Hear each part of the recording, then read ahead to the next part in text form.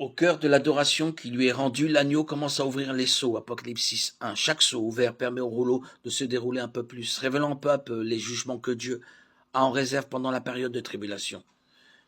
Les 4 premiers des 7 sceaux libèrent ce que l'on appelle les 4 cavaliers de l'Apocalypse, car les jugements apparaissent symboliquement sous la forme d'un cheval et d'un cavalier apportant la dévastation dans leur sillage. Le premier sceau présente l'Antéchrist, Apocalypse 6:1-2.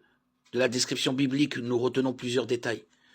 Il montre un cheval blanc qui évoque la paix. Au début de la tribulation, l'Antéchrist viendra sous prétexte d'apporter la paix au monde. Daniel 9:27. Il reçoit une couronne, ce qui indique que l'Antéchrist exercera une grande autorité. Daniel 7:24-25. Il tient un arc, ce qui montre ses véritables intentions, et il avance comme un vainqueur. Apocalypse 6:2. Le deuxième sceau, lorsque l'agneau ouvre le deuxième sceau, une grande guerre éclate sur la terre. Elle est symbolisée par un cavalier muni d'une grande épée monté sur un cheval rouge-feu. Apocalypse 6:3-4. Le bruit du troisième des 7 sceaux provoque la famine. Apocalypse 5:6. Le cavalier que Jean voit est monté sur un cheval noir et tient dans sa main une balance. Ensuite, Jean entend une déclaration selon laquelle les gens devront travailler toute la journée pour gagner juste un peu de nourriture.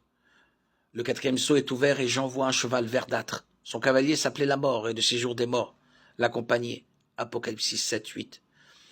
Le résultat de ce quatrième sceau est qu'un quart de la population de la terre est tuée par l'épée, la famine et la peste, et par les bêtes sauvages de la terre.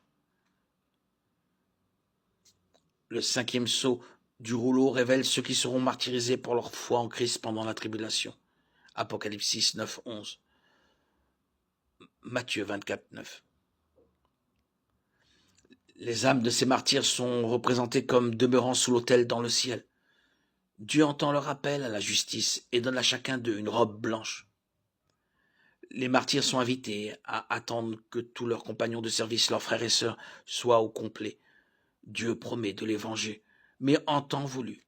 Romains 12, 19.